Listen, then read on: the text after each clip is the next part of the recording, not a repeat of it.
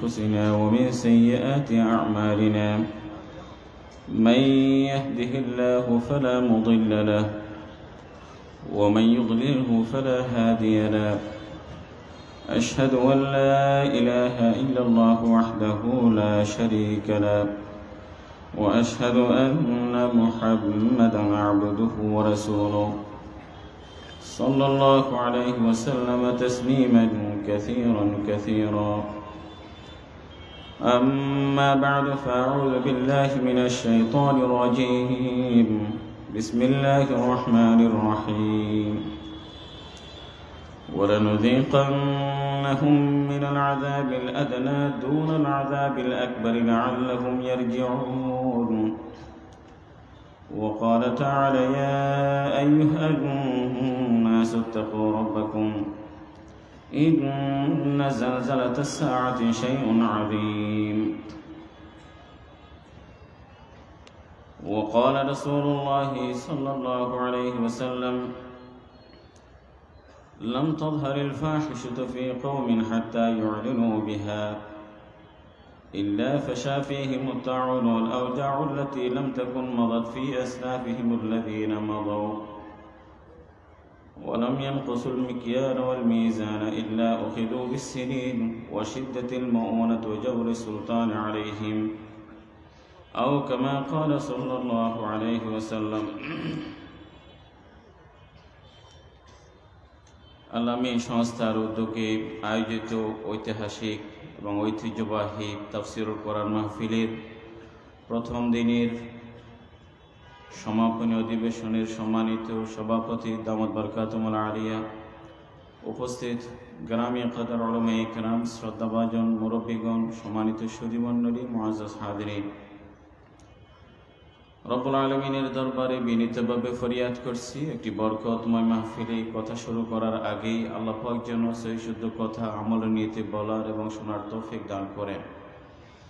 একাধিক বিষয়বস্তুর ইঙ্গিত দেওয়া হয়েছিল, সময়ের কথা বিবেচনা করছি এবং বলেছিলেন দারুন দেওবনের ইতিহাস ঐতিহ্য অথবা বর্তমান প্রেক্ষাপট কোন একটি বিষয়ের উপর আলোচনা করতে। এবং আমি জানি যে এই এলাকার আরও একাধিক মাহফিলে দিন শিক্ষা অথবা দারুন দেওবনের ইতিহাস ঐতিহ্য নিয়ে কথা হয়েছে। তো বর্তমান প্রেক্ষাপট পরিস্থিতি নিয়ে সংক্ষিপ্ত পরিসরে আপনাদের সামনে আলোচনা করা, যদি হাতে সময় থাকে, ওনাদের যেহেতু ইঙ্গিত আছে দারুন দেওবনের ইতিহাস ঐতিহ্য নিয়েও কিছু কথা বলার যদি সুযোগ হয় বলবো ইনশাআল্লাহ। তবে আমার পরে যিনি আলোচক আছেন, বাংলাদেশের শীর্ষ বরেণ্য আলোচক, তিনি প্রায় সময় বিষয় নিয়ে কথা বলেন, আশা করি তিনি আজকেও সে বিষয় নিয়ে কথা বলতে পারেন। মুআজ্জাজ হাজিরিন, বর্তমান প্রেক্ষাপট বলতে আমি প্রথমে আপনাদের দৃষ্টি আকর্ষণ করতে চাইব গতকাল এবং দু একদিন আগে যদি আমরা চোখ রাখি বাংলাদেশ এবং মুসলিম বিশ্বের দিকে, আমরা দুটি ভূমিকম্পের কথা শুনেছি। একটি ইন্দোনেশিয়ায় হতাহত এবং নিহতের সংখ্যা অনেক, আর একটি তুরস্কে, সেখানেও ভূমিকম্প হয়েছে, কিছু হতাহত। হাদিসে আমরা পাই রাসূলুল্লাহ সাল্লাল্লাহু আলাইহি ওয়াসাল্লাম উম্মার জন্য যা কিছু ভালো বলে গেছেন, যা কিছু আমাদের জন্য ক্ষতিকর তাও সতর্ক করে গেছেন। কিয়ামতের আলামতের অন্যতম একটি নিদর্শন আলামত হলো তাকসুরুজ জালাসিল, ভূমিকম্প ঘন ঘন হবে। শুধু ভূমিকম্প নয়, আরও বিভিন্ন ধরনের যে আযাব, সেটি কখনো বন্যার রূপে হয়, কখনো বা ঘূর্ণিঝড়, কখনো টর্নেডো, কখনো বা অনাবৃষ্টি, কখনো অতিবৃষ্টি, কখনো খরা, বিভিন্নভাবে আযাবগুলো হয়। রব্বুল আলামিন বলেন এই যে শাস্তি তোমাদেরকে পেয়ে বসে, তোমাদেরকে আক্রান্ত করে পৃথিবীর কোনো না কোনো জনপদকে বা মাঝে মধ্যে করে, আমরা জানি আরবিতে একটি কথা বলা হয় আসাইদু মান উইদা বিগাইরিহি, অন্যকে দেখে যে সেখানে সেই তো মূলত তাকে ভাগ্যবান বলা যায়, আর নিজে যে অন্যের জন্য শিক্ষার কারণ হয় সে তো হতবাকা। অন্যতে কি শিখতে হবে? যে চোখ রাখলেই দেখা যায় বিপদ আপদ। রব্বুল আলামিন বলেন এগুলো কোনোটাই এই আমার নাউজুবিল্লাহ বান্দার উপরে জুলুম নয়, বান্দা নিজেরা নিজের উপরে জুলুম করে। ফাকুল্লান আখাযনা বিযামবিহি, যাকে শাস্তি দিয়েছে তার অপরাধের কারণেই দিয়েছে। আয়াতের শেষে রব্বুল আলামিন বলেন ওমা কানাল্লাহু লিয়াযলিমাহুম ওয়ালাকিন কানু আনফুসাহুম ইয়াযলিমুন, আল্লাহ পাক কিঞ্চিৎ জুলুম করেন না। মানুষ নিজের অযথা নিজেদের পায়ে কোড়াল মারে, জুলুম করে।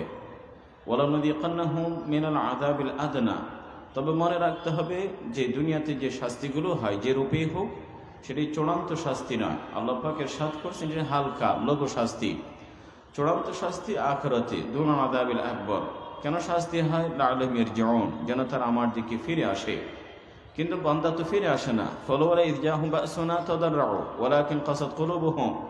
রব্বুল আলামিন বলেন বান্দা ফিরে আসে না। যখন আযাবের সময় উচিত ছিল হাত পাতবে, কাকুতির সাথে দোয়া করবে, কিন্তু তাদের দিল মন শক্ত পাষাণ হয়ে গেছে। কখনো বা হাত পাতলেও দ্রুতই ফিরে যায়। অর্থাৎ যখন চূড়ান্ত বিপদ, তখন হয়তো কোনো উপায় না খুঁজে আল্লাহ পাকের কাছেই দোয়া করে। ফাইদা রাকিবু ফিল ফুলক দাউ আল্লাহ মুখলিসিনা লাহুদ্দিন।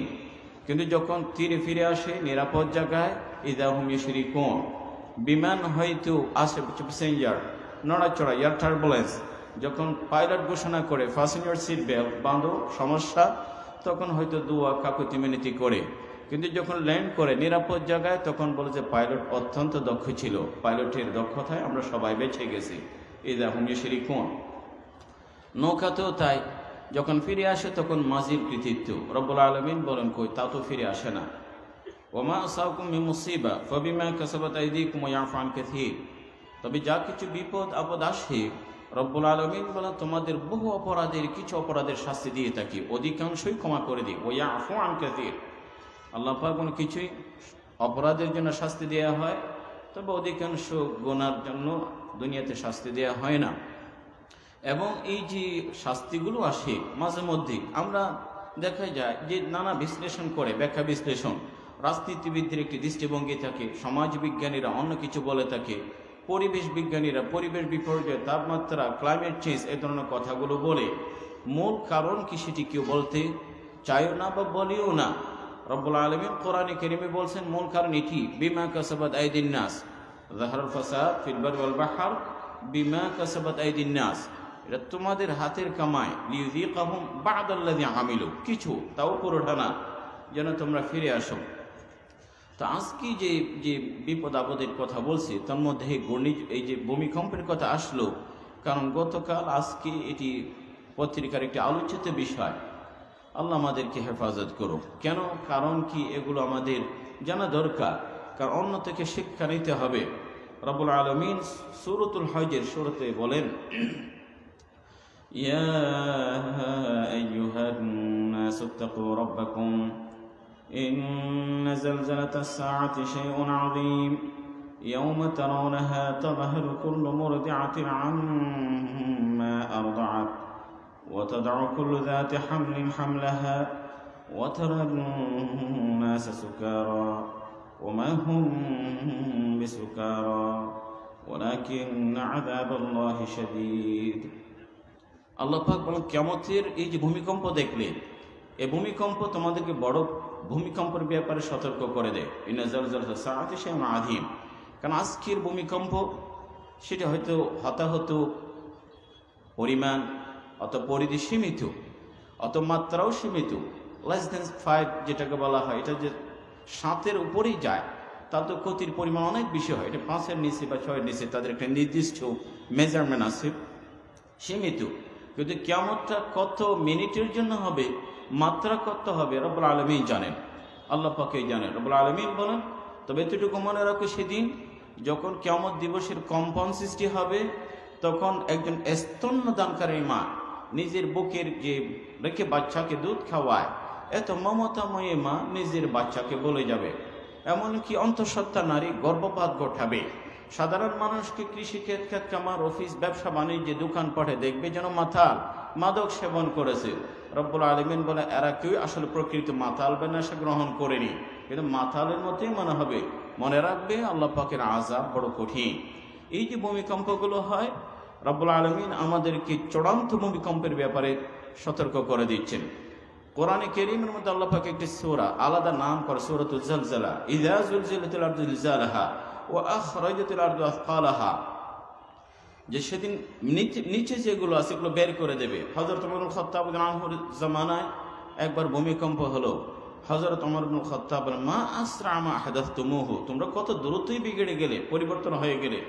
যদি আবার কম্পন সৃষ্টি হয় ওয়াল্লাহি লা উসাকিনুকুম ফি আবাদান, তোমাদের সঙ্গেই থাকবো না, আমি এই জায়গায় ছেড়ে চলে যাব, এই জায়গায় ছেড়ে চলে যাব। তবে হযরত ওমর খাত্তাব রাদিয়াল্লাহু আনহু বলেন, দেখো এই যে ভূমিকম্প, এটা কিয়ামতের ভূমিকম্পের মতো নয়, এটা হালকা, তবে কিয়ামতের ভূমিকম্পের মধ্যে হবে এইরকম লা ইউজাদু শিবরুন ওয়ালা যারা'উন ইলা আরদ ইল্লা ইয়ানতাকুব, যে কিয়ামতের যখন ভূমিকম্প হবে তখন মাটির প্রতিটি ইঞ্চি কথা বলবে, প্রতিটি ইঞ্চি কথা বলবে, আমার এই জায়গায় সেজদা হয়েছে, আমার এই জায়গায় নাফরমানি হয়েছে, আমার এই জায়গায় এটি লুকিয়ে আছে, আমার এই জায়গায় এটি হয়েছে, এটি বলা হবে। রাসূল করিম সাল্লাল্লাহু আলাইহি ওয়াসাল্লামের জামানায় একবার মাটি কাঁপতে শুরু করলো অনেকটা ভূমিকম্পে। রাসূল বললেন, উস্কুনি, থামো। রাসূল বললেন, থামো। মাটি থেমে গেল। লাম ইয়ানি, এখনো কাঁপার সময় হয়নি। আল্লাহ নবী বলেন, এখন কেঁপে ওঠার সময় হয়নি। মানুষজন কেবল আলা ইন্না রাব্বাকুম ইস্তাতিবু, আল্লাহ পাক তোমাদের চাই তোমরা আল্লাহ পাকের কাছে ফিরে আসো, ফাতিবু, আল্লাহকে রাজি করো, আল্লাহকে রাজি করো। তাহলে এই যে হাদিস বা ঘটনাগুলোর সামনে আমরা দেখতে পাই যে আমাদের করণীয় কি হবে, কেন হয় এগুলো, কিয়ামতের আলামত, সোজা কথা নাফরমানির কারণেই হয়। হযরত আনাস ইবনে মালিক বলেন, আমি এবং এক লোক আয়েশা সিদ্দিকার বাসায় গেলাম, জিজ্ঞেস করলাম হাদিসিন আনিজ জালজালা, কবে? 1400 বছর আগে। বললেন, ভূমিকম্পের ব্যাপারে আমাদেরকে বলুন। আয়েশা সিদ্দিকা রাদিয়াল্লাহু আনহা বলেন যে ভূমিকম্প হয় যখন এই পৃথিবীতে জেনা, ব্যভিচার, সুদ, মদ্যপান বেড়ে যাবে। অন্য হাদিসের মধ্যে তাই আসছে, রাসূলুল্লাহ সাল্লাল্লাহু আলাইহি ওয়াসাল্লাম বলেন, ফি হাদিল উম্মাহ খাসফুন ওয়া মাসখুন ওয়া খাসফ, ক্বালু মাতা ইয়া রাসূলুল্লাহ? ক্বাল ইযা যাহারাতিল কায়নাত, ইযা যাহারাতিল কায়নাত ওয়া শুরিবাতিল খুমুর ওয়া দুরিবাত বিল মাআসিব। যখন এই পৃথিবীতে এগুলো হবে, এগুলো আমাদের চোখের সামনেই দেখছি মুহতারাম হাজিরিন। এরপরে যদি বলা হয় কেন ভূমিকম্প হয়, কেন আযাব আসে, কারণ তো চিহ্নিত। আয়েশা সিদ্দিকা রাদিয়াল্লাহু আনহা বলেন, হাদিসে আছে যখন নারীরা পর পুরুষের জন্যই সাজবে, পর পুরুষের জন্য, স্বামীর জন্য নয়, স্বামীর জন্য নয়। স্বামীর ঘাম জ্বালানো পয়সায় কেনা শাড়ি, কিন্তু সে শাড়িটি স্বামীর জন্য নয়। যখন এই শাড়ির কথা কোনো পার্টি, ফ্যামিলি গেট টুগেদার, আয়োজনে এসব কথা আসে, তখন হয়তো পার্টির এই যে শাড়ির কথাই মনে করে, যদি এরকম অবস্থা হয়। অথবা নারীরা যদি নগ্ন দেহ, আয়েশা সিদ্দিকা বলেন, সংক্ষিপ্ত পোশাক পরবে, নগ্নতা ছড়িয়ে পড়বে। এখন পোশাক পরিও নগ্ন, কিয়ামতের আলামত, তখন ভূমিকম্প হবে। রাসূলুল্লাহ সাল্লাল্লাহু আলাইহি ওয়াসাল্লাম এই হাদিসে বলেন, যখন মদ্যপান, শুরিবাতুল খুমুর, দুরিবাত বিল মাআসিব, যাহারাতুল কায়নাত, এগুলো অক্ষর অক্ষর আমাদের চোখের সামনে দেখছি আমরা। আজ থেকে যদি 20-30 বছর আগে মানুষকে বলা হতো যে ঘরে ঘরে নর্তকী, নাচ গানের ছড়াছিল, হয়তো কেউ এটাকে সিরিয়াসলি নিত না, এভাবে নিত না, হয়তো কিছু সীমিত জায়গায়। কিন্তু বর্তমান পরিস্থিতি হলো মোবাইলের সুবাদে, অথবা টেলিকম কোম্পানিগুলো ডাটা ফ্রি, অথবা ফেসবুক, অথবা সামাজিক যোগাযোগ মাধ্যম, অথবা ইউটিউবের আবর্জনা, সিনেমা, যত কিছু আছে সামাজিক যোগাযোগ মাধ্যম বলা হলো, টুইটার, ইনস্টাগ্রাম, কত কিছু আছে অসংখ্য। এগুলোর কারণে গান বাজনা সব জায়গায় ছড়িয়ে পড়ছে, প্রত্যেকের পকেটে আছে, রিংটোন থেকে শুরু করে কন্টেন্টসগুলো, বিষয়গুলো সব জায়গায় নগ্নতা, বেহায়াপনা যখন এভাবে ছড়িয়ে পড়ে। আর মদ্যপান, সেটাও ব্যাপক। আজকে মাদক নিয়ে তো আলোচনা নয়, কিন্তু বাংলাদেশে 60 থেকে 70 লক্ষ, এটা অনেক আগের পরিসংখ্যান, যুবক মাদক সেবন করে। আর যারা মদ খায় তাদের সংখ্যা আমাদের জানা নেই, কারণ মদ বলতে আমরা তরল কিছু বুঝি, আর মাদক বলতে যেটি শক্ত, হার্ড, এরকম কিছু বুঝি। ইসলাম মদ এবং মাদক উভয়টাকে হারাম করে। যখন এই দুটি ছড়িয়ে পড়বে, সেটি আভিজাত্য, সেটি বিনোদন, এটা এনার্জি ড্রিঙ্ক, এটা অ্যালকোহল, যে নামে বলা হোক, যখন ছড়িয়ে পড়বে। আর গান বাজনা, সেটা তো অনেক ব্যাপক। এটা কোন প্রতিভার সন্ধানে অথবা সুন্দর কণ্ঠের সন্ধানে রীতিমতো প্রতিযোগিতা হয়, তাহলে তখন ভূমিকম্প হবে। রাসূলুল্লাহ সাল্লাল্লাহু আলাইহি ওয়াসাল্লাম বলেন, ভূমিকম্প এমন একটি আযাব যেটি আগে পূর্বাভাস দেওয়া যায় না।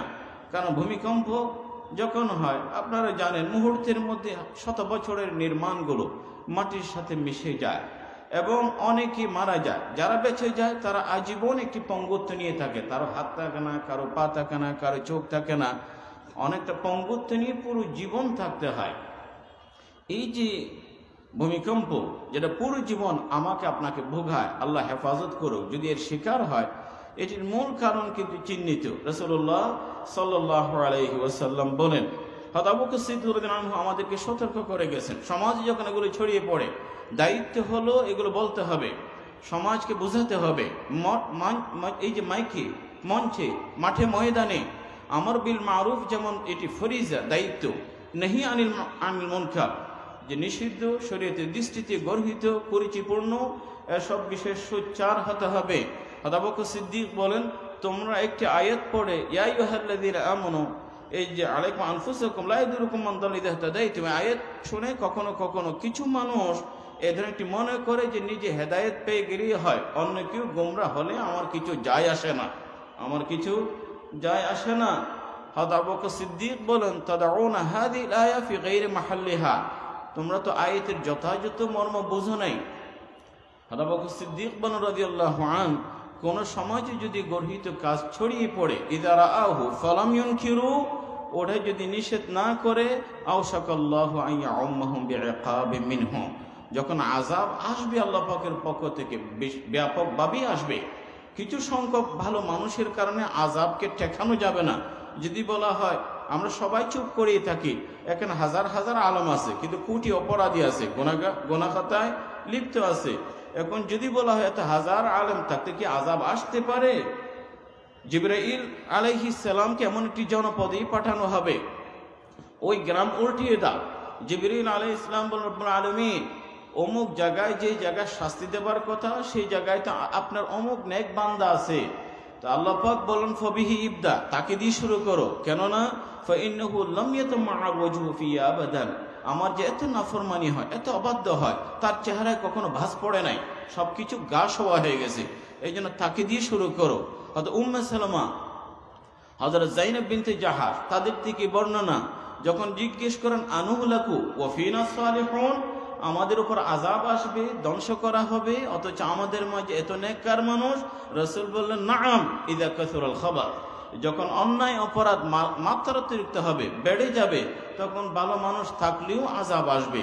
সুম্মা ইউহশারুনা আলা নিয়াতিহিম, তো কাজী এই যে শাস্তিগুলো বিভিন্ন রূপে আসে, অতীতের জাতিরগুলো আল্লাহ পাক ঘটনা বলেছেন যে যাদেরকে শাস্তি দিয়েছি, মিনহুম মান আরসালনা আল হাসিবা ওয়া মিনহুম মান আখাযা সাইহা ওয়া মিনহুম মান খাসাফনা বিল আরদ ওয়া মিনহুম মান আগরাকনা, কাউকে ডুবিয়ে মেরেছি, কাউকে মাটিতে বিলীন করে দিয়েছে, কাউকে আগুন আসমান থেকে স্পর্শ করেছে, কখনো কারো উপর পাথর ছুঁড়ে মারা হয়েছে।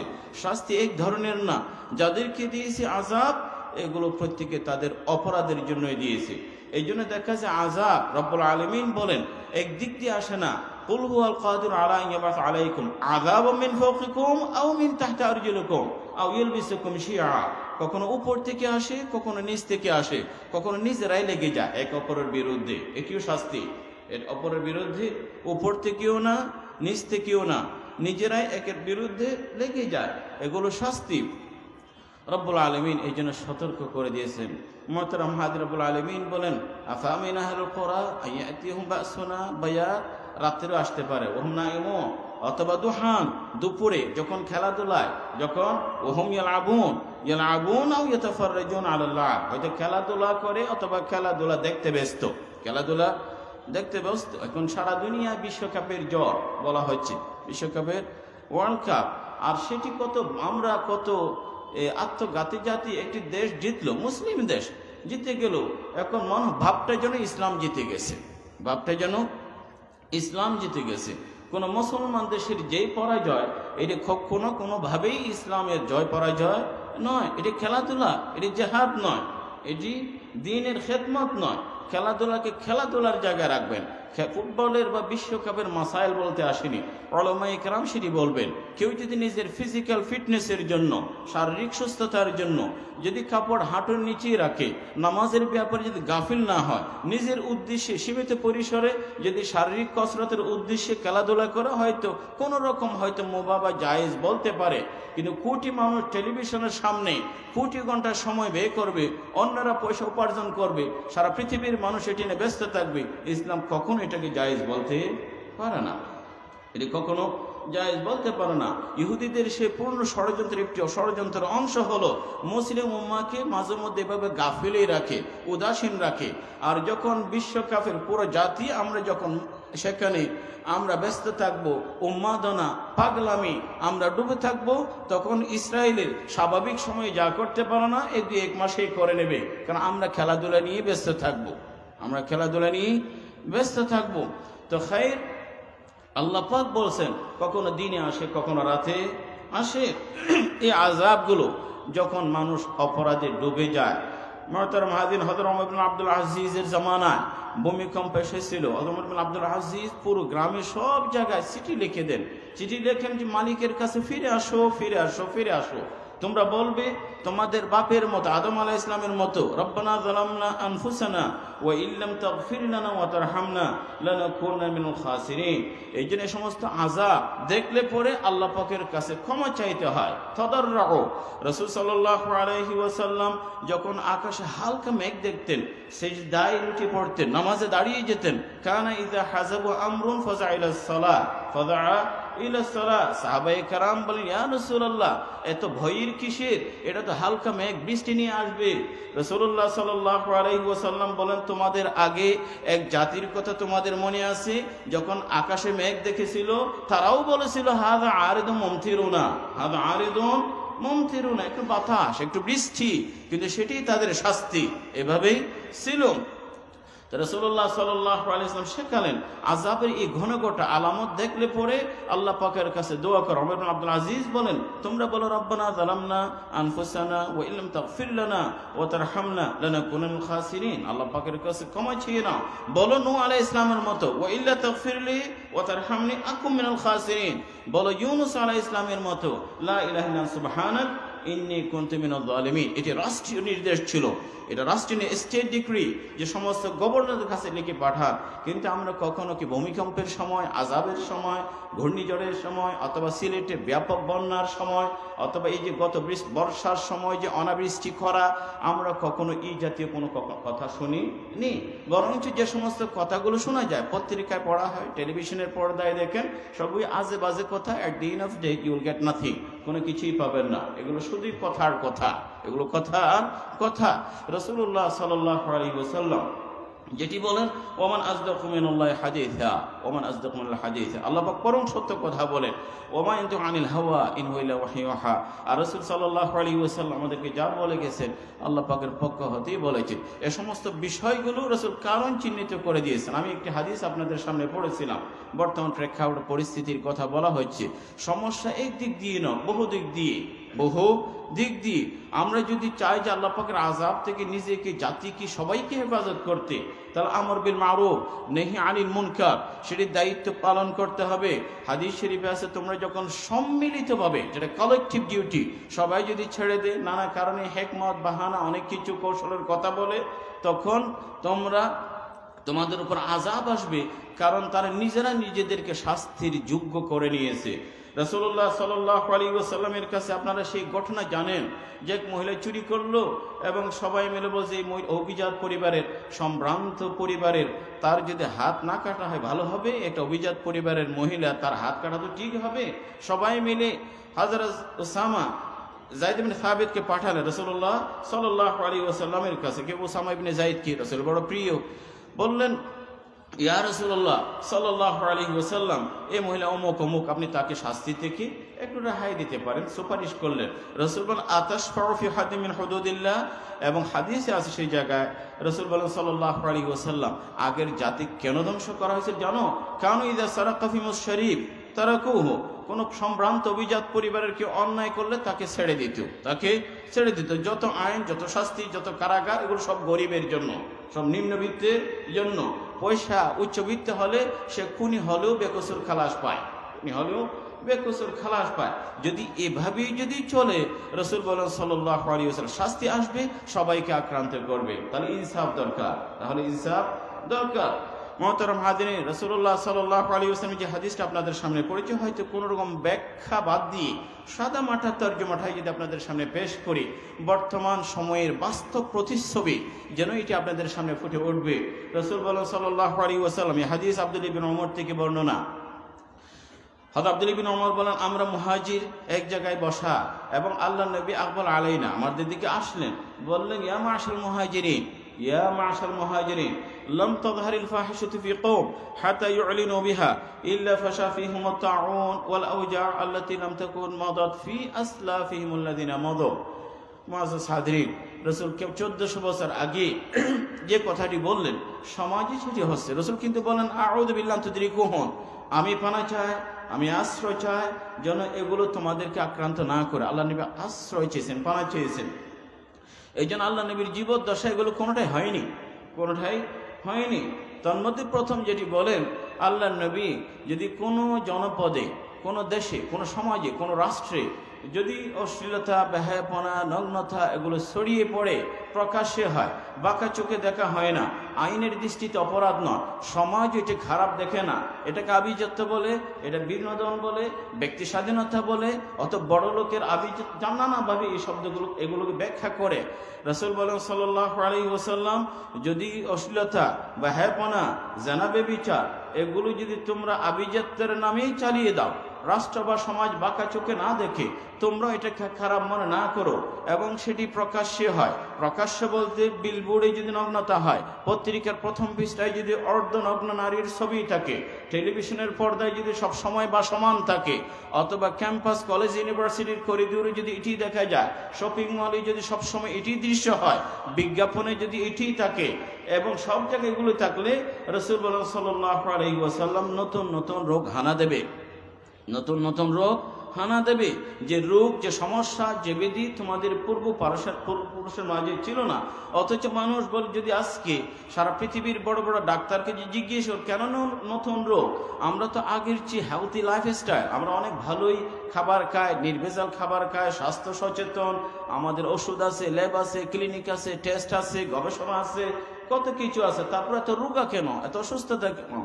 তখন এই জায়গায় আসতে হবে। মানুষ যাই বলো, ডাক্তাররা নানা কথা বলবে, কিন্তু রাসূল বলেন সাল্লাল্লাহু আলাইহি ওয়াসাল্লাম বলেন, এর মূল কারণ হলো যখন বেহায়াপনা ছড়িয়ে পড়বে, নতুন নতুন রোগ হানা দেবে। এবং যার শিক্ষিত মানুষ বুঝবেন, গোটা দুনিয়ায় যে বিভিন্ন সংক্রামক রোগ, যেগুলো কিছুদিন আগে মাংকি ফক্স যে নামে একটি রোগ শুনেছেন, গোটা পৃথিবীতে অনেকটা আতঙ্ক। এর আগে যে সোয়াইন ফ্লু শিখেছেন অথবা যা শুনেছেন, এগুলো প্রত্যেকটার কারণে মানুষের উচ্ছৃঙ্খল জীবনাচার দায়ী, উচ্ছৃঙ্খল জীবনাচার দায়ী। এর চেয়ে বেশি কিছু বলার দরকার নেই। মানুষ যখন পশুত্বের কাতারে নেমে যায়, পশুত্বের কাতারে নেমে যায়, মানুষ যখন পশুর মতোই আচরণ করে, পশুর মতো বলে, পশুর কাছে গেলে বিয়ে শাদীর প্রয়োজন হয় না, ওখানে চাচাতো ভাই, খালা, দোলাভাই, শ্বশুরের কোনো পরিচয় নেই, ওখানে যেমন পরিচয়বিহীন, সেখানে প্রজনন ক্ষমতা ইউজ করে বাচ্চা ফোটায়। মানুষ যখন সেই জায়গায় যায়, তখন পশুর রোগগুলো তাদের মাঝে আসে। মাংকি ফক্স নামে এগুলো বানরের রোগ, বানরের সোয়াইন ফ্লু, এগুলো শূকর থেকে আসছে।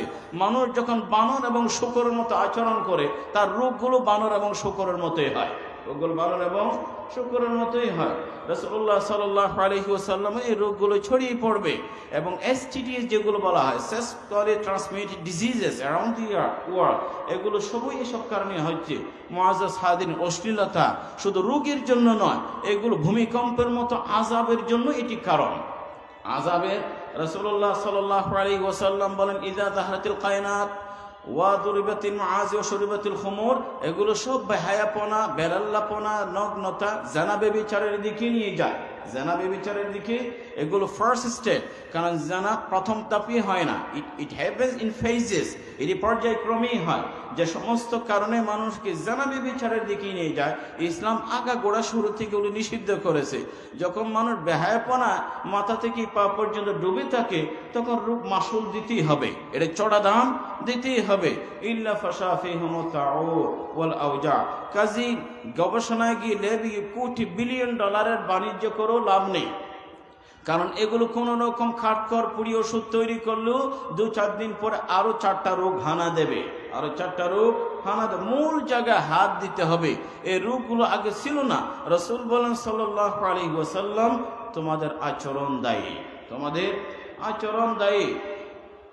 এরপরে রাসূল বলেন সাল্লাল্লাহু আলাইহি ওয়াসাল্লাম, ওয়ালাম ইয়ানকুসুল মিকিয়াল ওয়াল মিজান ইল্লা উখিযা বিস-সিনিন ওয়া শিদ্দাতিল মাউনা। ও জৌরি সুলতান আলাইহিম, বর্তমান যে এই বিষয়গুলো, খাদ্য সংকট বলেন, দুর্ভিক্ষ বলেন, এগুলো সবই আযাব, এগুলো সবই আযাব। কারণ আযাব এক রূপে আসে না, শাস্তি এক রূপে আসে না, বিভিন্ন রূপে আসে। আল্লাহ পাক এক এক জাতিকে এক একভাবে শাস্তি দেন, বরঞ্চ যে সমস্ত জাতির জন্য যে নিয়ামতগুলো মনে করা হয় ওটা শাস্তিতে রূপান্তরিত করতে আল্লাহ পাকের কাছে ইট টেকস নো সেকেন্ড, এক সময়ের প্রয়োজন হয় না।